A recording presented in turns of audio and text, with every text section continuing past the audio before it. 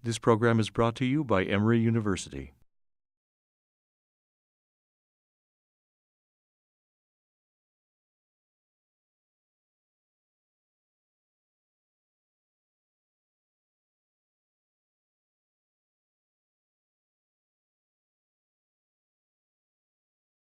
Yeah, my dad was a professor, ironically. Good morning, everyone. You know, it would be, wouldn't it be nicer if people were closer? No? Make the back rows move in front of us. You mean that young man there eating his sandwich? He should come forward? Yes, exactly. Come forward. Anyone else can come forward, but anyway, you have to do what you wish to do. Good morning. My name is Cheryl Clarke, and I'm a member of the James Weldon Johnson Institute Working Group for, good morning, please come forward. For Latecomers have a seat front row. Yes, they do. Well, I love that outfit. Thank you. Cheryl.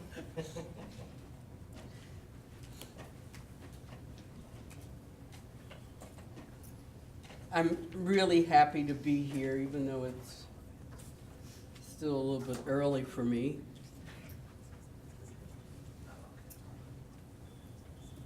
You know, when you retire, you sleep late. Later. Okay. I'm happy to be the moderator this morning for our session called Failed Alliances, Moving Beyond Sexuality and Race in the LGBT and Civil Rights Movement. And our presenters are Timothy Stewart-Winter from the Rutgers Newark campus, and our new addition is Besser Layton from the University of Nebraska, Lincoln.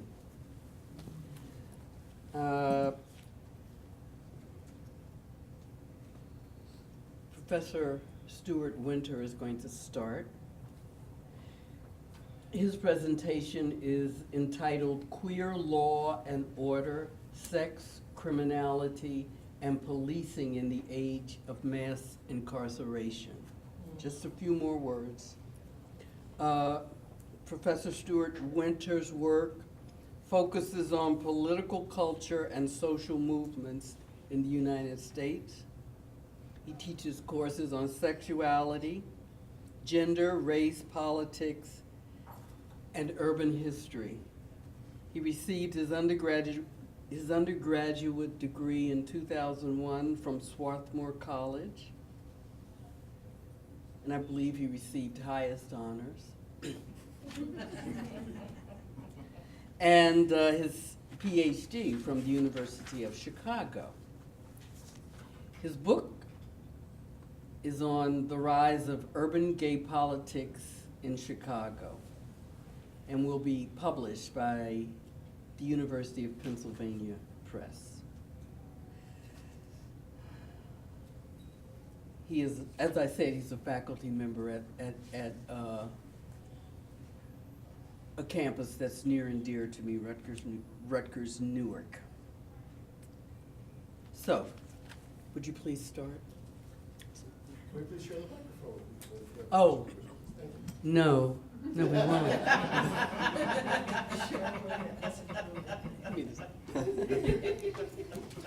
Thanks so much, and good morning, everyone. Good morning. On a sweltering Monday night in July 2011, 2 blocks from Wrigley Field on Chicago's north side, almost 800 people crowded into an elementary school auditorium for a community meeting that was, in the words of one journalist, so heated that it often turned into a screaming match across auditorium aisles. The previous Friday night, during the July 4th holiday weekend, a multiple stabbing incident on Halsted Street had been caught on video camera and then circulated among neighbors in the adjacent Boys Town district, escalating an ongoing controversy about crime, social services, and public space. At the community meeting, the alderman of the 44th Ward, Tom Tunney, an openly gay restaurant owner, confirmed reports that he had formally requested a special police entertainment detail be assigned to the 19th and 23rd police districts in the evenings, on top of regular beat patrols. Other measures proposed at the meeting included police call boxes, neighborhood bike patrols, curfew enforcement, and most frequently, more police on the street. At the time, critics, both other neighborhood residents and visitors, argued that more policing would create more problems than it would solve. A youth-led group called Gender Just called attention to racist comments posted on a Facebook group called Take Back Boys Town, members of which had organized what they called positive loitering outside local bars and nightclubs during the weekend. Departing from the views of white gay leaders, Gender Just argued that these calls for more aggressive policing of the neighborhood was part of a broader backlash against the increased presence of queer youth of color in Boys Town. It arose, they argued, partly as an outgrowth of the construction of the Center on Halsted, which opened in 2007 and played host to an important youth program catering primarily to adolescents of color living in neighborhoods across the city. Participants in the youth program traveled long distances to and from the facility on a crumbling public transportation system, and to many African American and Latino LGBT activists, calls for more policing by white gay male leaders were complicit with society's criminalization of youth of color and the broader history of police repression of young people on Chicago's streets. Now, media coverage reduced this controversy in Boys Town to a debate over whether crime or racism was the larger problem in this particular neighborhood. But what I want to talk about today is how it illuminates the changing relationship between the politics of crime, sexuality, and the carceral state. On the one hand, historians have not yet appreciated the extent to which the gay movement itself emerged as a result of the expansion of law enforcement power, and specifically aggressive policing in gay and lesbian communities in major metropolitan areas after the Second World War. America's gay movement, in fact, began as a response to a process of criminalization and escalating police brutality in the 1950s and 1960s in the wake of a series of sex crime panics. In fact, at a time when many urban whites were drawn to a new politics of law and order, white gay activists borrowed from black militant challenges to police brutality, an untold history that my forthcoming book on the rise of urban gay politics in Chicago explores. On the other hand, the shift from punitive sodomy laws towards a legalization of same-sex relations over the recent decades coincided with the takeoff of the highly racialized apparatus of mass incarceration. Even as the LGBT movement won unprecedented changes to daily life, including the toleration and even recruitment of gay and lesbian police officers, tensions developed within urban LGBT communities over their changing relationship to police departments. White gay male elected officials have frequently responded to anti-gay violence by advocating intensified policing, and as we've seen, this response has led to pushback from critics who question the growing rapprochement between the gay movement and the state.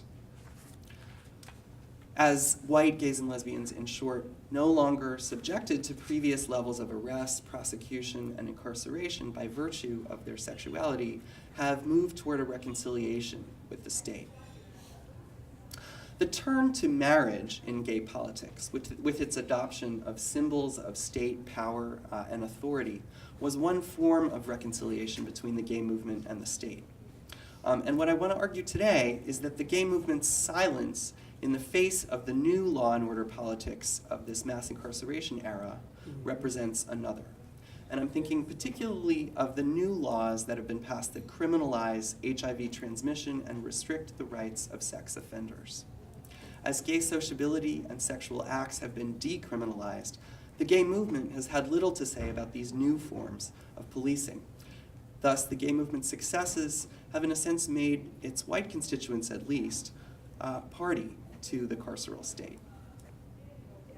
Now, backing up a little, we tend to forget that the pre-Stonewall homophile movement was in large part a movement against police brutality.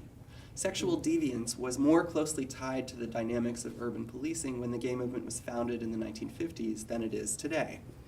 And in fact, their shared focus on police brutality and harassment is one way that the homophile movement was similar to the gay liberation movement that arose after Stonewall. We tend to think of those movements as opposed to one another, but in this sense, they might be viewed as more radical than the nationally cohesive gay movement that only developed later. Of course, for decades, reformers and urban political bureaucrats had sought to confine, suppress, or reform illegal vice activities associated with particular spaces and populations. In the Cold War era, toughness on crime dovetailed with an increasingly normative vision of the heterosexual family. In the mid-century US city, gay life, like vice, gambling, prostitution, and other illicit social intercourse, was particularly visible in segregated black neighborhoods in northern cities like Chicago. But the homophile movement arose in mostly white gay enclaves. Chicago's history actually shows better than that of other cities how police could suppress gay life even in the absence of sodomy laws.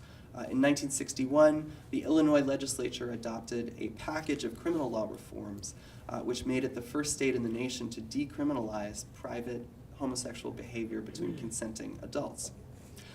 Chicago's war on gay nightlife escalated, however, aided by a second state law passed in the same session as the sodomy law, which empowered Mayor Richard J. Daley at his discretion to keep a bar or nightclub padlocked while the owners appealed license revocation proceedings. What this basically did was it restricted the ability of those in the best position to fight back against police harassment, which is to say bar and club owners, from doing so. Disorderly conduct laws and other catch-all violations allowed the police to shut down establishments on the basis of plainclothes officers' casual observations. In 1955, when 3 teenage boys disappeared and their bodies were soon found abandoned in a wooded area west of Chicago, police combed through lists of paroled sex offenders, often freely releasing their name to be published in daily newspapers.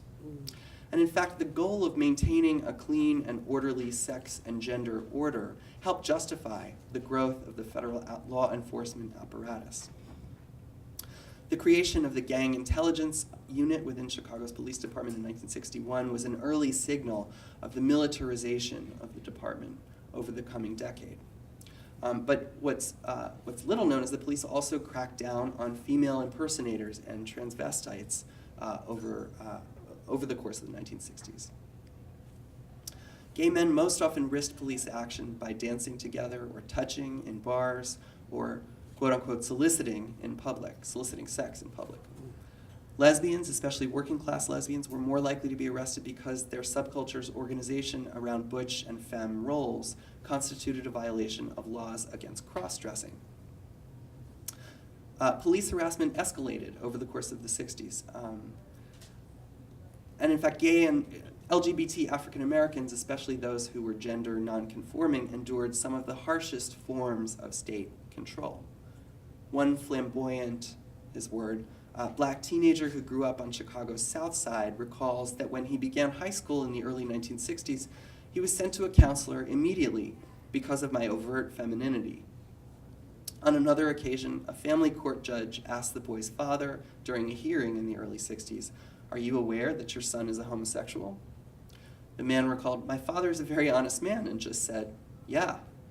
So they said, "Well, we're going to send him to Galesburg mental institution to try to correct his homosexuality." And this kid, then 12 or 13, went on to spend much of his adolescence in the custody of the state of Illinois. The gay movement began in America's cities, not just because LGBT people were concentrated there, but also partly because African Americans and white liberals ascended to power broke urban machines and opened City Hall to newcomers. Indeed, Chicago's gay movement against police harassment achieved significant success by allying itself with black activists who sought to rein in police aggression as well.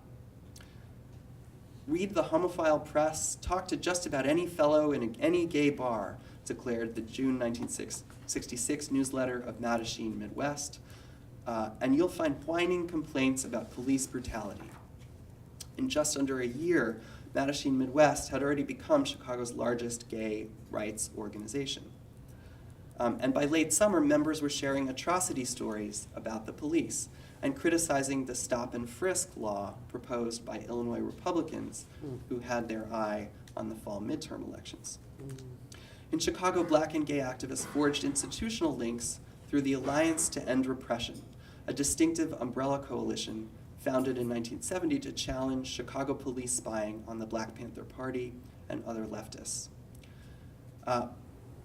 The Alliance to End Repression successfully sued the Chicago police and won a consent decree securing an end to undercover infiltration and surveillance of radical and left-wing organizations.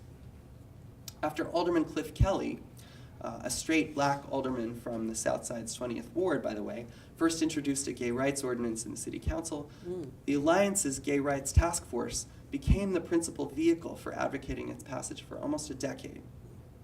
In 1974, the group's police monitoring committee reached out to 6 gay men arrested at a lakefront cruising spot to work up a complaint for the police board.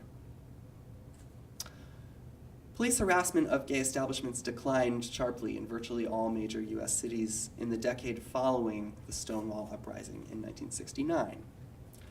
But this decade, in which, in other words, in which the United States began to embark on its unprecedented experiment in racialized mass incarceration, half the states repealed their sodomy laws.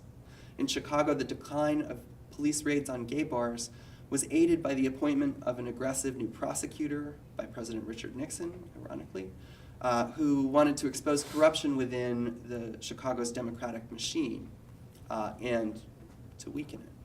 The 1970s brought a cascade of revelations of corruption and criminality not only in federal government agencies, of course, but also in state and local governments, including a massive police corruption scandal in Chicago.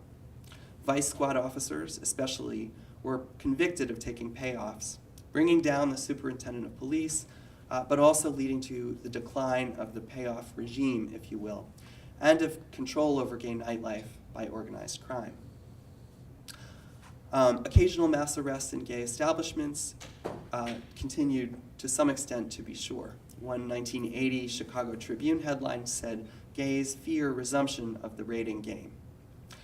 Indeed, while police raids dropped off dramatically in the 70s, they didn't end entirely until courts awarded damages to gay patrons present during bar raids in 2 cases during the 1980s. Now, I'm just going to briefly touch on the ironies that have resulted from this convergence. So the policing of mostly white gay spaces on Chicago's north side dropped off dramatically just as cities were beginning to be reshaped by a militarized war on drugs, as well as the AIDS crisis, the crack crisis, and this frayed the black gay coalition I've described, and I don't have time to tell that story in detail here. But what's interesting is that the criminalization of sexuality, which ostensibly in one sense ended when the Supreme Court struck down the remaining state sodomy laws in 2003, has in fact advanced in 2 new guises. First, between 1986 and 2001, at least half the states passed new laws criminalizing transmission of HIV, the virus that causes AIDS. Now, remarkably, criminal laws against HIV transmission generally don't pay attention to whether transmission occurs or to the relative degree of risk involved in various acts. And as Russell Robinson has shown, the criminal HIV transmission laws are generally invoked only in cases where the person is already in the criminal justice system. And we know who that means. The second form of criminalization was the rise in the 1990s of mandatory registration and community notification laws for sex offenders, which extended the carceral space of the prison to the outside ward. And a particularly popular type of statute known as Megan's Law mandated community notification about where sex offenders reside. Megan's Law was adopted in all 50 states and the District of Columbia as mandated by Bill Clinton's 1996 law.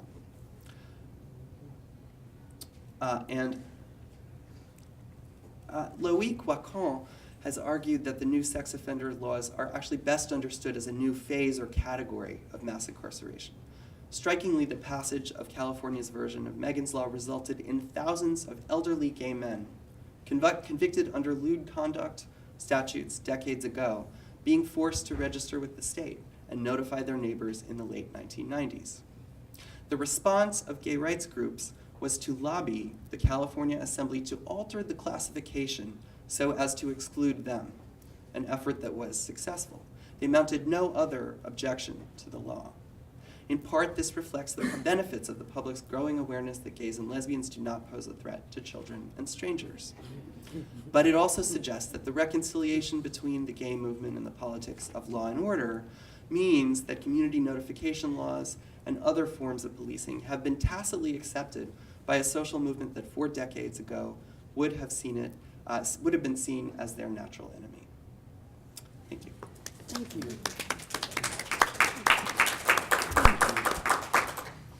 Children and strangers. I forgot to say that 2 of our panelists canceled. Julio Capó Jr. from the University of Massachusetts, Amherst, and Andrew Jolivette of San Francisco State University. They were unable to be here. Our next presenter is Professor Besser Layton, who received his PhD from the University of Nebraska at Lincoln. His dissertation, Freedom Indivisible, Gays and Lesbians in the African American Civil Rights Movement, won the 2014 Folsom Distinguished Dissertation Award from the University of Nebraska's Office of Graduate Studies. You see, we have brilliant people here with us. He specializes in the African American Civil Rights Movement, and the title of his presentation is Discreet Inquiries and Outlandish Stories, Attacks on LGBT Activism in the African American Civil Rights Movement. And so, should we give it to him? Yeah. We'll hear him. Okay. All right, thank you for that introduction. Closer. Thank you for that introduction. Is that better? You pull your Okay. chair up so Okay. you don't have to stretch. So the African American Civil Rights Movement was persistently under attack from forces seeking to discredit the cause of racial equality. African Americans and their allies seeking to advance racial justice had to maintain an image of respectability, which often led to the closeting of LGBT activists. Both federal counterintelligence and the forces of massive resistance hoped to use the sexual orientation of queer activists in the Black civil rights movement to discredit the cause of racial equality with varying degrees of success.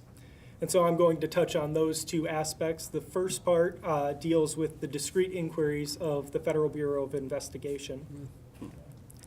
While there is no evidence of a concerted effort to discredit the African American Civil Rights Movement by outing LGBT activists, there are a number of references which make clear that this accusation of sexual deviance was an important tool in the FBI's efforts to hinder the civil rights movement.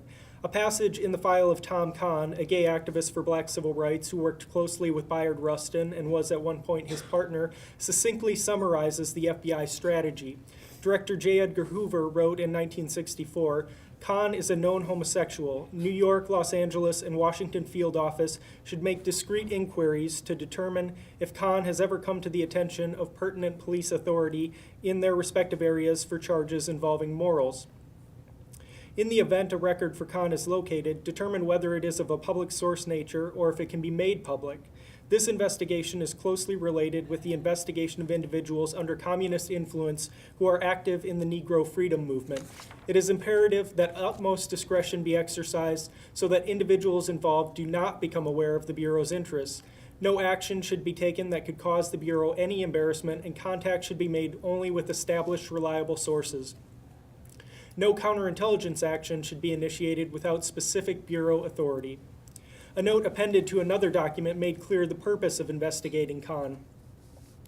While he was an important activist in his own right, the Bureau had a larger target. The director wrote, Kahn, the boyfriend of Bayard Rustin, is included on the reserve index of the New York office. We are endeavoring to develop evidence of his known homosexuality for possible use in discrediting Rustin, a known homosexual who is active in the Negro movement. Despite their worst intentions, however, an examination of the files or unredacted portions of files on LGBT activists for black civil rights reveals that the FBI was able to uncover little about their sexual orientation, let alone use it against the movement. Moreover, while the Bureau was quick to label a group a communist or a communist front, they were reluctant to arrive at conclusions about a person's sexual orientation. For example, in May of 1963, the FBI discovered information with which to discredit James Baldwin. An unnamed supervisor wrote, information has been developed by the Bureau that Baldwin is a homosexual, and on a recent occasion made derogatory remarks in reference to the Bureau. The following July 1964, Hoover indicated an interest in Baldwin's sex life, asking, isn't Baldwin a well-known pervert? An agent replied, while it was not possible to state that he is a pervert, he has expressed a sympathetic viewpoint about homosexuality on several occasions and a very definite hostility towards the revulsion of the American public regarding it. But even by 1966, the FBI still could not say definitively whether Baldwin was gay. An agent wrote, it has been heard that Baldwin may be homosexual, and he appeared as if he may be one. Rather than use any piece of evidence they could find to smear Baldwin, the Bureau showed timidity and reluctance. In other instances, the FBI appeared to have derogatory information about a person's sexual orientation and declined to use it. For example, Pauli Murray's file begins when she was being considered for a federal appointment as general counsel in late 1966. Agents uncovered one arrest which occurred 25 years prior in Providence, Rhode Island. They met with the arresting officer, who said Pauli Murray told the officer she had, quote, been taking some kind of hormone treatments at Bellevue Hospital in New York City to change her sex as she wanted to be a man. While the officer acknowledged that the foregoing may or may not relate to the applicant, Murray confirmed the incident. Ultimately, whether Murray would be appointed general counsel hinged on 4 items: her affiliation with Communist Party organizations, the circumstances of her admission and release from Bellevue Hospital, her unconsummated marriage and lack of annulment, and her 2 arrests and jail sentence, both of which were for civil rights protests. Despite the fact that the Bureau had uncovered evidence they considered derogatory and could be used to discredit Murray, the FBI said it had no recommendation for or against her appointment. While Hoover may have had information about LGBT activists at his disposal, Ethan Theo Harris observes, quote, Hoover recognized the difficulties of confirming intimations of homosexuality and the counterproductivity of a politics of homosexual rumor-mongering, end quote. Hoover may have wanted to avoid homosexual allegations being lobbed back at him, which they often were. In fact, the director ordered agents to, quote, monitor and vigorously contain such allegations. Instead of operating an organized counterintelligence operation against the civil rights movement in the early 1960s, Kenneth O'Reilly argues, quote, a case-by-case examination of the FBI record does in fact reveal a bewildering collage with Hoover and his men appearing to stand with the movement on one day and with the resistance on the next, end quote. That conclusion is confirmed by examining the files of gay and lesbian activists in the civil rights movement. References would appear suggesting an intent to use homosexuality to smear the movement, but there is little evidence to suggest that this was an effective tactic for the Bureau. Furthermore, attempts to put information about a person's sexual orientation to use against the movement often failed. Even when evidence about private sex lives was given to news organizations, they declined to use it. However, there was a notable shift with the formal creation of a counterintelligence program against activists for black civil rights. While counterintelligence programs had existed since 1956, the FBI did not organize one against the African American civil rights movement directly until the late 1960s. On August 25, 1967, the FBI launched its counterintelligence program, Black Nationalist, Black Hate Groups, which included civil rights activists like Martin Luther King Jr. With the FBI's counterintelligence program, the sexual activities of radicals were purposefully divulged in the form of letters sent to parents, information given to reporters, and derogatory information given to competing organizations, and so forth. In one instance, the FBI attempted to use the issue of homosexuality to divide the Black Panther Party and the Republic of New Africa in Boston.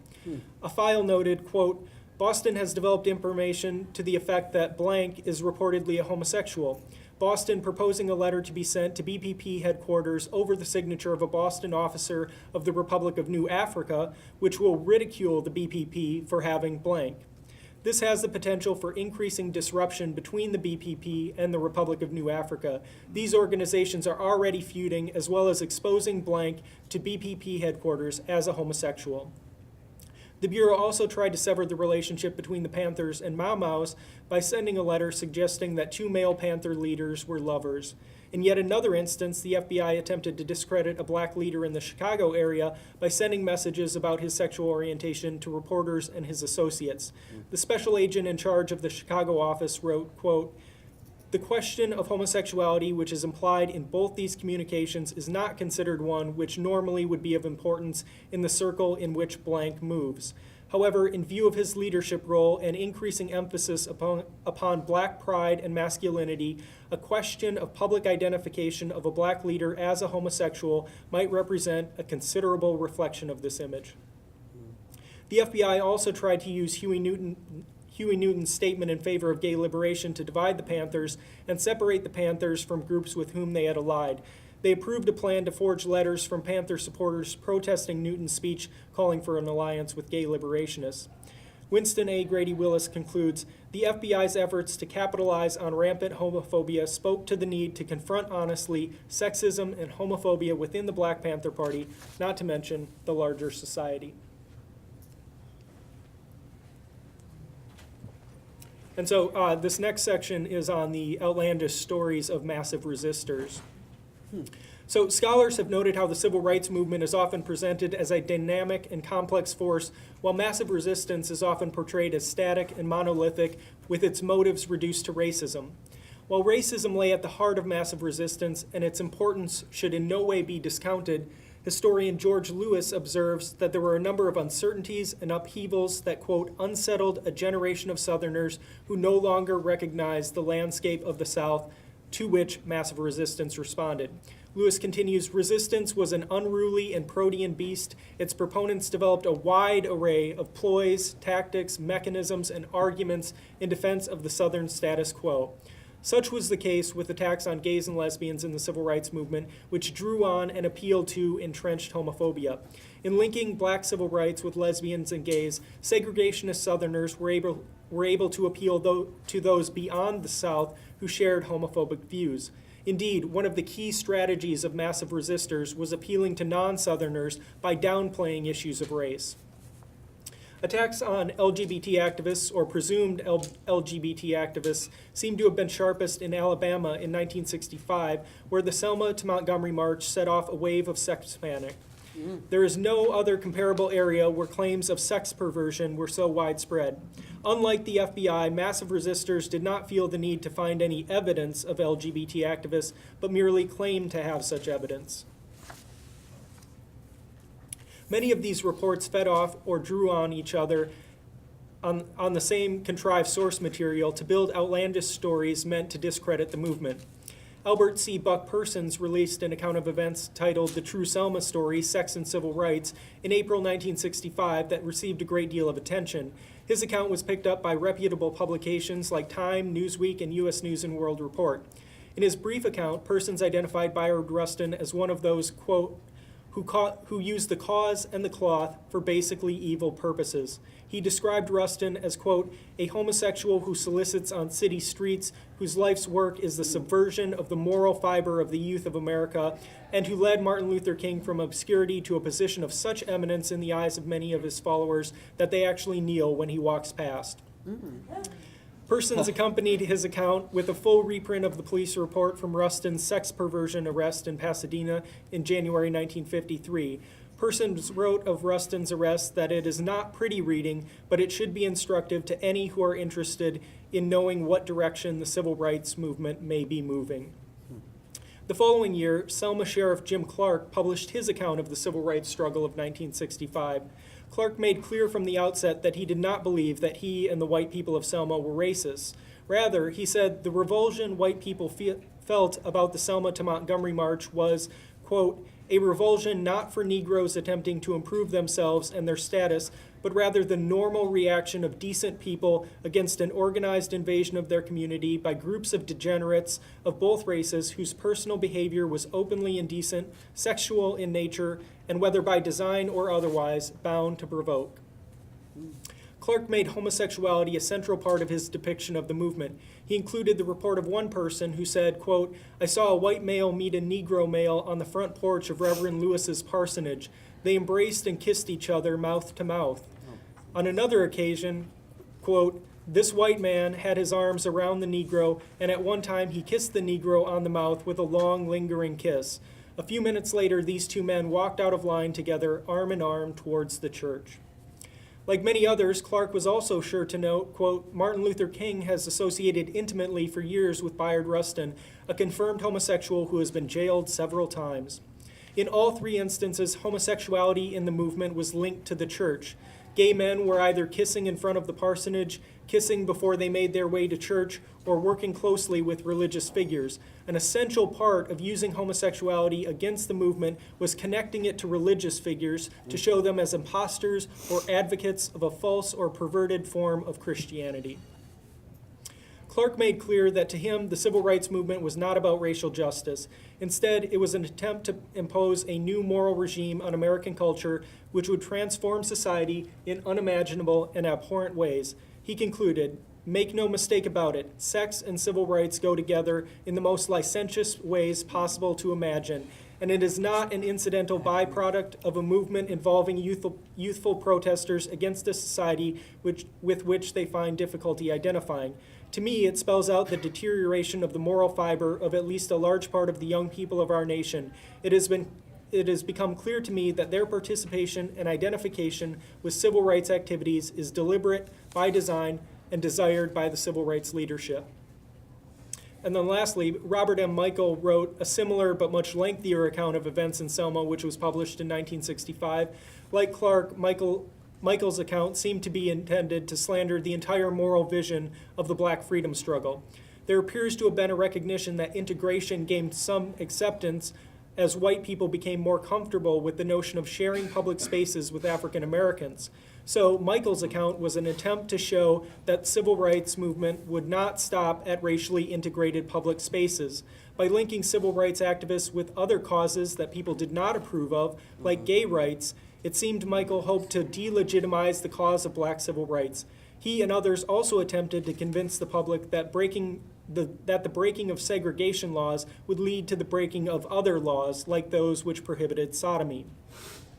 Michael also attempted to discredit the martyrs of the movement. He cited Robert Shelton of the Klan, who linked Reverend James Reeb, who was beaten and died in Selma, with homosexuality. Shelton said, quote, some of Reeb's associates, according to newspaper clippings, which I have from California, were arrested for sponsoring a sex pervert party under the auspices of the clergy. Shelton also linked the federal government, which had begun to intervene to protect civil rights activists and promote civil rights legislation, with homosexuality. He said, quote, I think that sex perversion is known to be in our government, and it is certainly worth investigating. They tried to square it and keep it quiet, but the facts are available and have already been exposed. So in conclusion, in the pre-Stonewall era, this pathological and immoral view of homosexuality predominated. The FBI's surveillance and counterintelligence efforts, as well as grassroots massive resistance, sought to use accusations of homosexuality against the African American civil rights movement.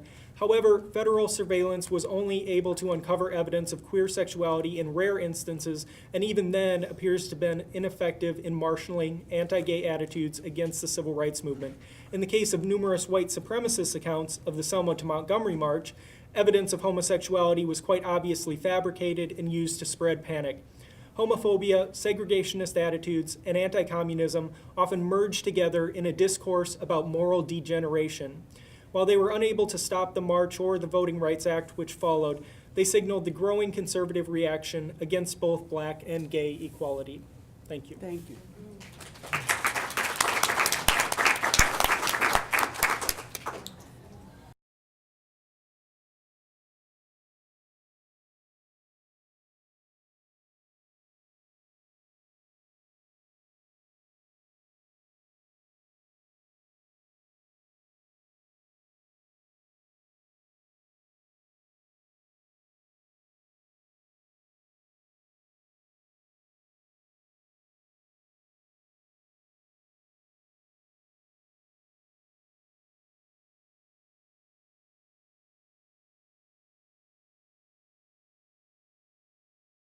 The preceding program is copyrighted by Emory University.